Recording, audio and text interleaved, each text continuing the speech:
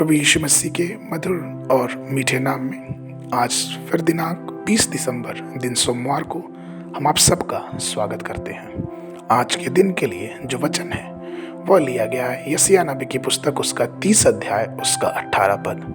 वचन इस प्रकार से कहता है, तो भी यहोवा इसलिए विलंब करता है कि तुम पर अनुग्रह करे और इसलिए ऊंचे उठेगा कि तुम पर दया करे, क्योंकि यहोवा न्यायी परमेश्वर है। क्या ही धन्य है वे जो उस पर आशा लगाए रखते हैं। प्रभु में मेरे प्रिय लोगों, हमारा परमेश्वर जैसे हमें पता है कि वो दया है, वो प्रेम और अनुग्रह का देने वाला है। वो अपने प्रेम को, अपने दया को हमारे और आपके जीवन में उतारता है, दिखाता है। उसकी दया असीम है, उसकी करुणा जीवन भर बनी रहती है।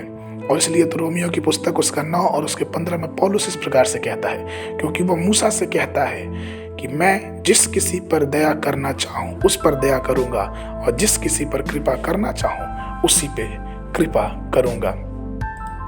क्या हम और आप जानते हैं कि प्रभु हम सब पर दया करना चाहता है, लेकिन ये हमारे समय के अनुसार नहीं, हमारी योजना के अनुसार नहीं, लेकिन ये उसकी योजना के अनुसार है।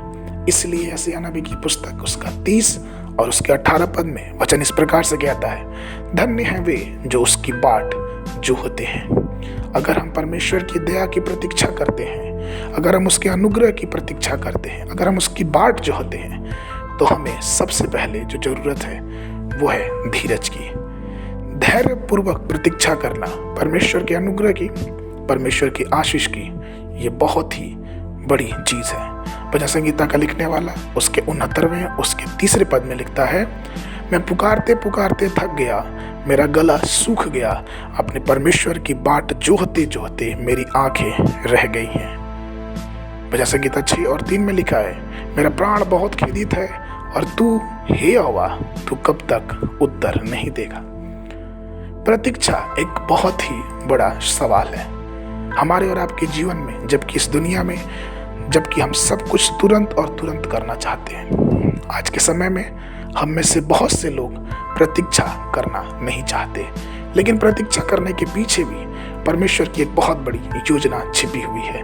अगर हम काना के विवाह की बात देखें तो मरियम ने यीशु मसीह से आके कहा कि देख दाखरस घट गया है। यीशु मसीह ने मरियम से कहा, हे नारी अभी मेरा समय नहीं आया, अर्थात प्रतीक्षा करो, अर्थात रुको। और हमें पता है कि किस प्रकार से जब प्रभु का समय आया तो उसने 6 मटकों में पानी भर के और किस प्रकार से उस पानी को दाखरस के रूप में बदल दिया। इसलिए प्रभु में मेरे प्रिय लोगों, हमें और आपको चाहिए कि हम परमेश्वर की बाट जो है उसकी प्रतीक्षा करें, क्योंकि हम अपने इच्छा से जो कुछ करना चाहेंगे शायद वो सही समय ना हो। इसीलिए कभी भी चिंता ना करें, कभी भी घबराएं नहीं, बल्कि उस परमेश्वर के वचनों पे ध्यान दें जो परमेश्वर कहता है कि उसकी बाट जो होने वालों के लिए वो सब कुछ सही और ठीक समय पे करता है। कहता है यशायाह नबी की पुस्तक उसका 30 अध्याय उसके 18 पद में, धन्य है वे जो यहोवा की बाट जो होते हैं। आइए हम अपने जीवन को धन्य करें, उसके बाट जो है उसकी प्रतीक्षा करें, क्योंकि अगर प्रभु ने वादा किया है तो वो अपना वादा पूर्ण रूप से पूरा करेगा और वो अपने वादों को हमारे और आपके जीवन में जरूर से परिपूर्ण करेगा। आज के मनन के लिए जो पद है वह लिया गया है भजन संगीता उसका 40 उसका 1 पद, मैं धीरज से यहोवा की बाट जो होता रहा और उसने मेरी झुक कर मेरी दुहाई सुनी है। परमेश्वर आप सबको आशीष देने पाए।